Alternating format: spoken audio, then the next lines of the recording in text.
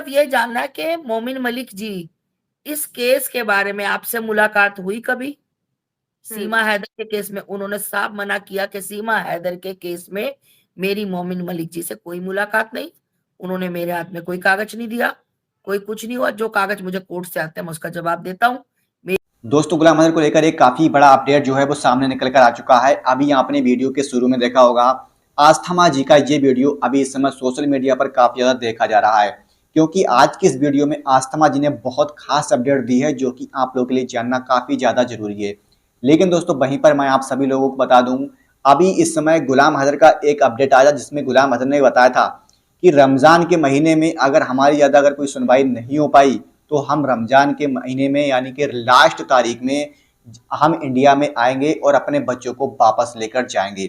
इस तरह की जो अपडेट है उन्होंने दी थी। अगर आपने वीडियो नहीं देखा तो डिस्क्रिप्शन में उसका लिंक मिल जाएगा, आप जाकर वीडियो को देख सकते हैं। लेकिन दोस्तों, उससे पहले मैं आप सभी लोगों को बता दूं, आज का जो वीडियो है जो कि आगे हम आपको दिखाने वाले हैं बहुत ही खास और बहुत ही इंपॉर्टेंट है। आज के इस वीडियो में बहुत खास अपडेट आपको जानने को मिलेगी, तो प्लीज आपसे रिक्वेस्ट है वीडियो को पूरा देखें। मोमिन मलिक जी हमें इवन देन सीमा के कार्रवाई में मिले भी नहीं। हुँ। तो वो ये तो बहुत ही मतलब आश्चर्यजनक बात है, तो आपको तो उस समय ऐसा लगा होगा कि क्योंकि इस बात को जब आपने बताया, तो हमें ऐसा लगा कि हम लोग सब ठगे ऐसे महसूस कर रहे थे। हमें ऐसा लग रहा था कि हमें ठग दिया किसी ने, हम चीटेड फ़ील कर रहे थे क्योंकि एक जो आस का एक मतलब एक जो किरण दिखी थी कि कुछ हो रहा है, कुछ हुँ, होगा। लेकिन अब ये बात हुई क्योंकि अभी कुछ दिन पहले मोमिन मलिक सर ने जो बयान जारी किया था उसमें उन्होंने ये भी कहा था कि कंप्लेंट दिया लेकिन रिसीव नहीं हुआ। अब इस बात को जब मैंने एक वकील साहब के सामने ये बात रखी थी अस्थमा, तो वकील साहब ने भी यही बात कही थी कि ऐसा संभव ही नहीं है क्योंकि कंप्लेंट जो है आजकल ऑनलाइन भी दी जा सकती है और ऑनलाइन ही किया जाता है, तो ये वो मानने को राज़ी नहीं थे। लेकिन वाक़ई में जब कंप्लेंट पहुँचेगी तभी तो रिसीविंग होगी। अब आप आज बता रही हैं कि खुद एसएचओ साहब ने कहा कि कंप्लेंट पहुँची ही नहीं, तो फिर हम इसको किस तरीके से देखें? और आपने ये भी बताया कि आपने बार-बार मोमिन सर को फ़ोन भी किया, मलिक साहब को आपने बार-बार ये कहा कि ऐसा ना लगे कि कहीं आप तो नहीं झूठ बोल रही हैं, आपने वहीं से फ़ोन किया, आपने उनको वहीं से बोला कि आप आ जाइए और वो बोले कि मैं पहुँच गया हूँ, अंदर आकर बात करता हूँ। फिर भी वो नहीं आए, जब दोबारा आपको कॉल लगाया आपने लगवाया, तो उन्होंने कहा कि मैं तो कोर्ट में बैठा हुआ हूँ। तो ये ये इसका जवाब तो खैर हम मोमिन सर से ही लेंगे क्योंकि क्या है ना कि ये जो केस है सीमा हैदर का जो आ रही थी कि हम लोग जा रहे हैं यूट्यूब फैमिली को, कि हम लोग जा रहे हैं जेवर थाना। तो उसके बाद मैंने तुरंत मोमिन मलिक जी को कॉल किया। मैंने कहा कि भैया कहाँ हो? कह रहे कि मैं यहीं हूँ, आप बताओ आप कहाँ हो? मैंने कहा मैं तो जेवर थाना जा रही हूँ। कह रहे चलिए आप पहुंचिए, मैं आ रहा हूँ। मैंने कहा ठीक है भैया। तो हम जेवर थाना पहुंचे तो हमें 1 घंटा वेट करने के लिए बोला गया क्योंकि एसएचओ साहब किसी प्रोग्राम में गए थे। हम लोग चले गए, वहां से चले गए हम। जो मेरे साथ बच्चे गए थे उनका कोई वहां पर था तो उनके यहाँ जाके बैठ गए हम लोग। वहां से हम 1 घंटे बाद बच्चे ने फिर अनु ने फोन किया कि सर आपसे भेंट करनी थी एक। तो उन्होंने कहा कि मैं 5-7 मिनट में थाने पहुंच रहा हूँ, आप आ जाओ। हम वहां से चले। जब हम गए, जैसे ही मैं अंदर एंटर हुई तो मतलब चारों तरफ पुलिस वाले ही थे, तो उन्होंने आवाज मारी माता जी। तो बहुत उन्होंने मतलब बहुत ज्यादा सम्मान किया उन्होंने। बड़े तमीज से बात की, बिठाया, चाय पानी का किया उन्होंने। तो उन्होंने मैंने कहा कि ऐसे-ऐसे करके कह रहे हमारे पास कोई कंप्लेंट नहीं है। मैंने कहा आपके पास लिखित या कुछ? कह रहे माताजी कोई कंप्लेंट नहीं, हमारे पास जो कोर्ट से आते हैं कागज वो हम कागज रिप्लाई कर देते हैं। मैंने कहा मेरे को बहुत एकदम मेरे को दिमाग में बोझ बन गया कि ये क्या चीज़ हो गई भई? मैं आई क्या करने थी? मतलब लगेगा पता तो मैं पूछूँगी आपने कार्रवाई क्यों नहीं की? रिसीविंग दो। तो जब कंप्लेंट ही नहीं तो मैं उनसे रिसीविंग कहाँ से माँगती? फिर उसके बाद देख मैंने जी। मैंने उसके बाद मोमिन मलिक जी को कॉल किया। तो उन्होंने कहा मैंने दिया है। मैंने कहा सर मैं सामने ही बैठी हूँ और एसएचओ साहब मेरे सामने बैठे हैं, ये लो। मैंने तुरंत कॉल एसएचओ साहब को पकड़ा दी। उन्होंने बात की, तो हुँ, उसके बाद उन्होंने फ़ोन काट दिया। तो एसएचओ साहब ऐसे ही बात करने लग गए, बताने लग गए कि देखो। मैंने कहा कि इसका यूट्यूब चैनल क्यों नहीं बंद करवा रहे आप?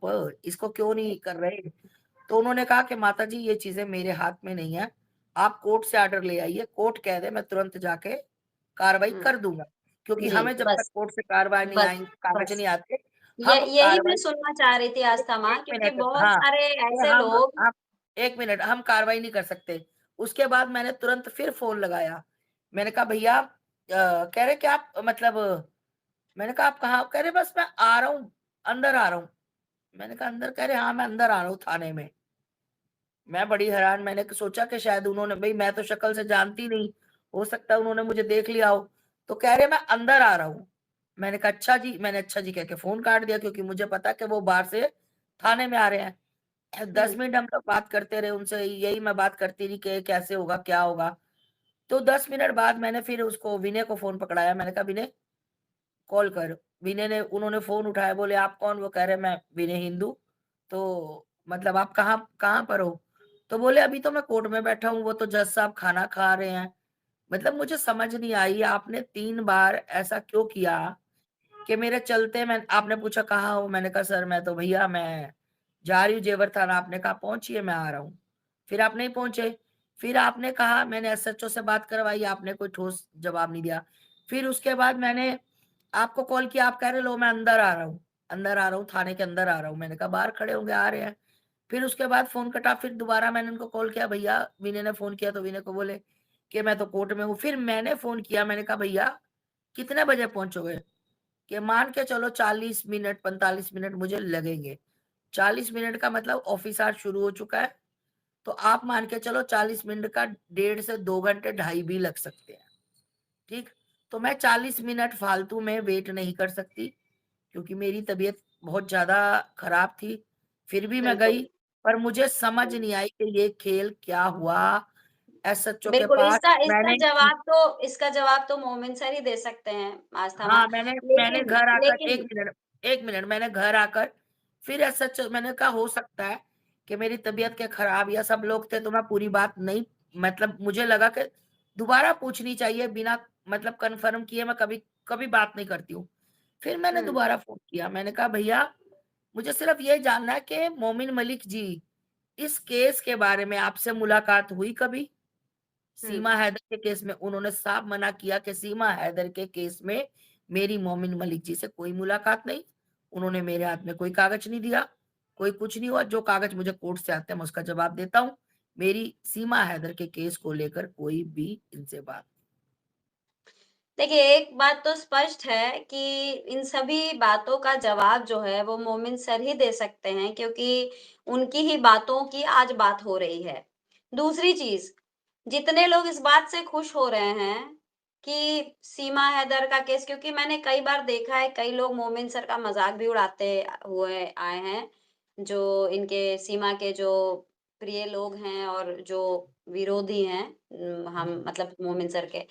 तो वो ज़्यादा खुश ना हो, मैं यही बोलूँगी ज़्यादा खुश ना हो, क्योंकि एक चीज़ तो क्लियर यहाँ हो गया है, जो भी है आज आस्था माँ गई, सारी चीज़ें अब इसको लेके क्लियर तो वही कर सकते हैं कि भाई आखिर क्या है ये पेच समझाया जाए, क्योंकि अभी तक जो भी उन्होंने बयान दिया है, वो लगातार आस्था माँ वो यूट्यूब पे ही बयान देते आए हैं। तो यूट्यूब पे बयान देने से अब काम नहीं चलेगा।